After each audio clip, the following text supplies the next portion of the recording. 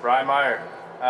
Brian has been utilizing the sensor. Butler's not a school that has a sensor for every player, and I think it's important to talk about that use case as well. They've been able to have a sensor that they shuffle between players, but have implemented it in their overload, underload training. So you want to speak to how you guys have, what you guys have done?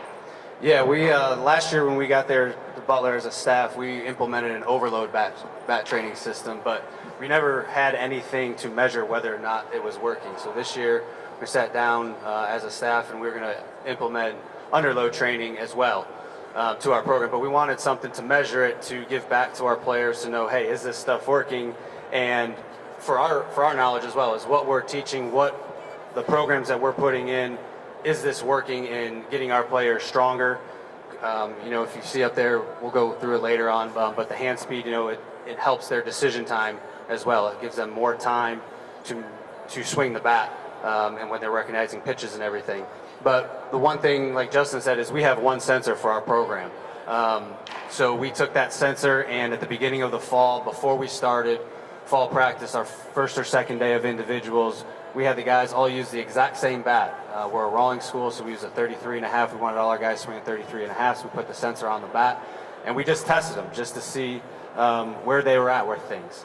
As the fall went on, we implemented our underload, overload training to every drill, everything that we did. Guys would use, if you go back to that other screen, we use 4 different bats. The first 2 on the left, the overload, we've had for the first 2 years of our program. The second 2 we found in one of our old garage storage areas over the summer.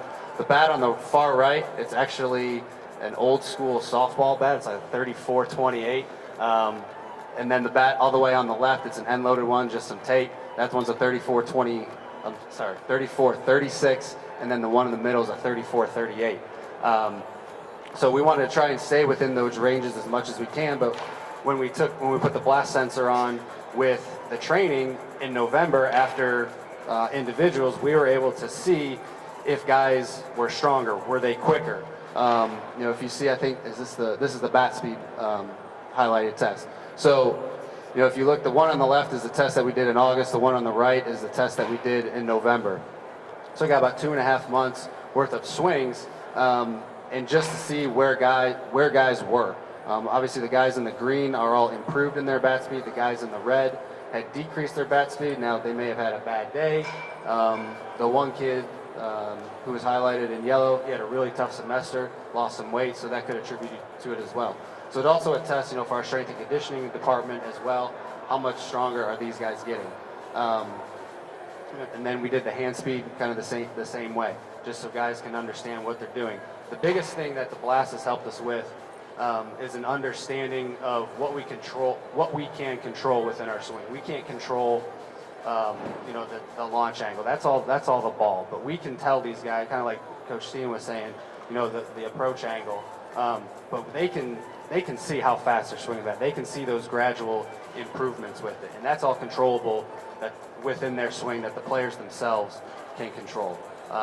It's been a great resource for us. We're going to use it a little bit more when we get back. But again, we have one sensor. We had a guy who was injured who he would stand there with a piece of paper, and we had all the names down, and he would write in every score. We had one guy reading the iPad, the other guy was writing down the score. So we did it a little bit old school way, but it's worked for us and it's shown results. And our guys, they come back after, what was it there? What was my bat speed? What was my hand speed? Those are the 2 metrics that we've been focusing on this fall.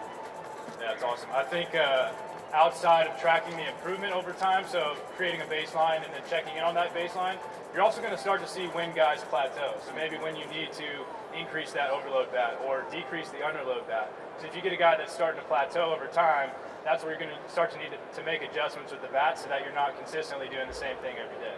But yeah, love the fact that you guys have made use out of what you could fit in the program and a due use of time. And I think it's a overload underload training, something that's been a part of the game for a long time, and we can just bring added value to it.